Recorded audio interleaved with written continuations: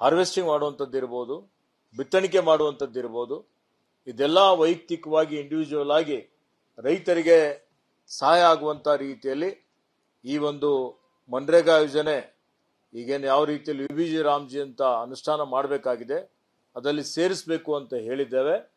ಅದೇ ರೀತಿಯಲ್ಲಿ ರಾಜ್ಯ ಸರ್ಕಾರದ ಮೇಲೆ ಯಾವುದೇ ಹೆಚ್ಚುವರಿ ಇವತ್ತು ಯಾರಾದರೂ ಉದ್ಯೋಗಕ್ಕಾಗಿ ಅರ್ಜಿ ಸಲ್ಲಿಸಿದ್ರೆ ಏನು ಹೊರೆ ಬೀಳ್ತದೆ ಅದು ಕೇಂದ್ರ ಸರ್ಕಾರನೇ ಆ ಒಂದು ಹೊರೆ ಅವರೇ ತೆಗೆದುಕೊಳ್ಳಬೇಕು ಅಂತೇಳಿ ಹೇಳಿ ನಮ್ಮ ಸಲಹೆ ಕೊಟ್ಟಿದ್ದರಲ್ಲಿ ನಾವು ಅವರಿಗೆ ಒಂದು ಪ್ರಸ್ತಾವನೆಯನ್ನು ತಯಾರು ಮಾಡಿ ಇವತ್ತು ಕಳಿಸ್ತಾ ಇದ್ದೇವೆ.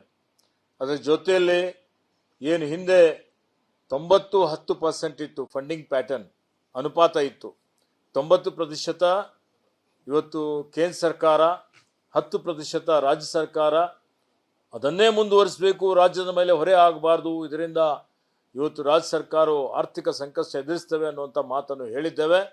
ಕೊನೆಗೆ ನಮ್ಮ ಸಲಹೆ ಏನಪ್ಪ ಅಂತ ಹೇಳಿದರೆ ಹಂತ ಹಂತವಾಗಿ ಅಂದರೆ ಅಟ್ಲೀಸ್ಟ್ 80-20 ಮಾಡಬೇಕು ಅನ್ನುವಂಥದ್ದು. ಇವತ್ತು ಒಂದೇ ಸಲ ಅವರು ಒಂದು ವೇಳೆ ಇವತ್ತು 60-40 ಅನುಪಾತ ಮಾಡಿದ್ದರೆ ನೀವು ನೋಡಿದಿರಿ, ಈಗ ಸುಮಾರು 60,000 ಕೋಟಿ ಏನು ಖರ್ಚಾಗಿದೆ, ಅದರಲ್ಲಿ 4,800 ರಾಜ್ಯ ಸರ್ಕಾರ ಖರ್ಚು ಮಾಡಿದೆ, 55,000 ಕೋಟಿ ಕೇಂದ್ರ ಕೊಟ್ಟಿದ್ದು. ಈಗ ಒಂದು ವೇಳೆ ನಾವು ಒಂದೇ ವರ್ಷದಲ್ಲಿ 5,700 ಕೋಟಿ ಅವರು ಈಗ ನಾರ್ಮೇಟಿವ್ ಅಲೋಕೇಶನ್ ನಮಗೆ ಮಾಡಿದ್ದಾರೆ ಅಂತರಿಮವಾಗಿ. ಅದಕ್ಕೆ ನಾವು ರಾಜ್ಯ ಸರ್ಕಾರದಿಂದ ಒಂದೇ ವರ್ಷಕ್ಕೆ 3,800 ಕೋಟಿ ಖರ್ಚು ಕೊಡಬೇಕಾಗತ್ತೆ. ಇಷ್ಟು ವ್ಯತ್ಯಾಸ ಆಗುತ್ತೆ. ಎಲ್ಲಾ ರಾಜ್ಯಗಳಿಗೂ ಇದು ಆರ್ಥಿಕ ಸಂಕಷ್ಟ ತಂದು ಒದಗಿಸ್ತವೆ. ಆ ಕಾರಣಕ್ಕಾಗಿ ಇದನ್ನು ನಾವು ವಿರೋಧ ಮಾಡ್ತಾ ಇದ್ದೇವೆ. ಆ ಕಾರಣಕ್ಕಾಗಿ ಇದೆಲ್ಲ ತಿದ್ದುಪಡಿ ಮಾಡಬೇಕು ಅಂತ ಹೇಳ್ತಾ ಇದ್ದೇವೆ. ಮತ್ತೆ ಹಿಂದೇನು ಗ್ರಾಮ ಸಭೆ ಏನು ಪಂಚಾಯತ್ ರಾಜ್ ಕಾಯ್ದೆಗೆ ನಾವು ಇವತ್ತು ಒತ್ತು ಕೊಟ್ಟಿದ್ದೇವೆ. ಮತ್ತೆ ಇವೆಲ್ಲ ಈಗೇನು ಲೋಕಸಭೆಯಲ್ಲಿ ಇವರು ಈ ಕಾಯ್ದೆಯನ್ನು ತಂದ್ರು, ಇವತ್ತು ಸಂವಿಧಾನಬದ್ಧವಾಗಿ ಎಲ್ಲ ರಾಜ್ಯ ಸರ್ಕಾರಗಳ ಒಂದು ಸಲಹೆಯನ್ನು ತೆಗೆದುಕೊಳ್ಬೇಕಾಗಿತ್ತು, ಅವ್ರ ಗಮನಕ್ಕೆ ತರಬೇಕಾಗಿತ್ತು, ನಮ್ಮ ಅಭಿಪ್ರಾಯವನ್ನು ಪಡಿಬೇಕಾಗಿತ್ತು. ದುರದೃಷ್ಟವಶಾತ್ ಕೇಂದ್ರ ಸರ್ಕಾರ ಈ ಕಾಯ್ದೆ ತಂದಂತಹ ಸಂದರ್ಭದಲ್ಲಿ ಯಾವುದೇ ರಾಜ್ಯ ಸರ್ಕಾರಗಳ ಒಂದು ಏನು ಸಲಹೆ ಆಗಲಿ ಅವರ ಒಂದು ಗಮನಕ್ಕೆ ತರದೆ ಏನು ಮಾಡಿದ್ದಾರೆ, ಇದಕ್ಕೂ ನಮ್ಮ ವಿರೋಧ ಇದೆ ಅನ್ನುವಂಥ ಮಾತನ್ನು ಹೇಳಲಿಕ್ಕೆ ಬಯಸ್ತೇನೆ.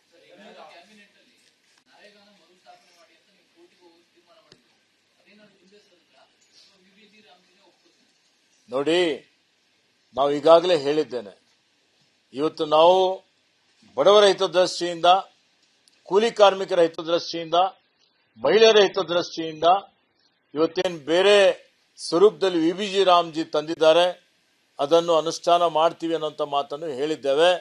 ಅದು ನಮ್ಮ ವಿರೋಧದ ಜೊತೆಯಲ್ಲಿ ನಮ್ಮ ರಿಸರ್ವೇಷನ್ ಏನಿರುತ್ತೆ ಅದು ಇರುತ್ತೆ.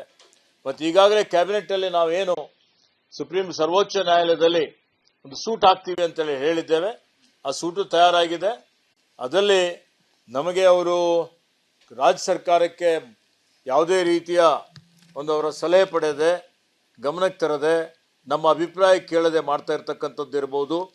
ಮತ್ತು ಏನು 60-40 ಅನುಪಾತ ಬದಲಾವಣೆ ಮಾಡಿದಂಥದ್ದು, ತಿದ್ದುಪಡಿ ತಂದಂಥದ್ದು, ಮತ್ತು ಈಗಾಗಲೇ ಏನು ಗ್ರಾಮ ಪಂಚಾಯಿತಿಗಳಿದೆ ಅದಕ್ಕೆ ಸಂಪೂರ್ಣವಾದಂಥ ಅಧಿಕಾರ ಇತ್ತು, ಯಾವುದು ಕಾಮಗಾರಿ ಬೇಕು ಅದು ತೆಗೆದುಕೊಳ್ಳುವಂಥದ್ದು, ಅದರ ಬಗ್ಗೆ ಬೇಡಿಕೆ ಆಧಾರದ ಮೇಲೆ ಉದ್ಯೋಗ ಕೊಡಬೇಕು ಅನ್ನುವಂಥದ್ದು, ಆ ವಿಷಯದ ಬಗ್ಗೆ ಇರ್ಬೋದು. ಅಥವಾ ಇದ್ರ ಜೊತೆಯಲ್ಲಿ ಅವರೇನು ವೇಜ್ ಬಗ್ಗೆ, ಈಗ ನಾವು ಒಂದು ಮೊನ್ನೆ ಮಾತಾಡಿದಾಗ ವಿಡಿಯೋ ಕಾನ್ಫರೆನ್ಸಲ್ಲಿ ಹೇಳಿದ್ದೇನೆ, ಈಗ ನಮ್ಮಲ್ಲಿ ಕೂಲಿ 370 ರೂಪಾಯಿ ಕೂಲಿ ಇದೆ. ಬೇರೆ ಬೇರೆ ರಾಜ್ಯದಲ್ಲಿ ಬೇರೆ ಬೇರೆ ರೀತಿಯ ಕೂಲಿ ಇದೆ. ಇವತ್ತು ಕೆಲವೊಂದು ರಾಜ್ಯಗಳಲ್ಲಿ 250ರವರೆಗೆ ಕೂಲಿ ಇದೆ, ದಿನ ಅಷ್ಟೇ ಇದೆ.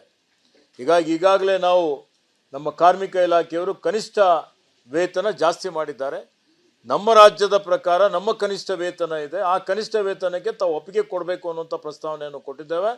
ಅದು ಕೇಂದ್ರದಲ್ಲಿ ಒಂದು ವೇಜ್ ಬೋರ್ಡ್ ಇದೆ, ಆ ವೇಜ್ ಬೋರ್ಡ್ದಲ್ಲಿ ಒಂದು ಸಭೆ ಮಾಡಿ ತೀರ್ಮಾನ ಮಾಡಿ ನಾವು ತಿಳಿಸ್ತೀವಿ ಅನ್ನೋಂಥ ಮಾತನ್ನು ಹೇಳಿದ್ದಾರೆ.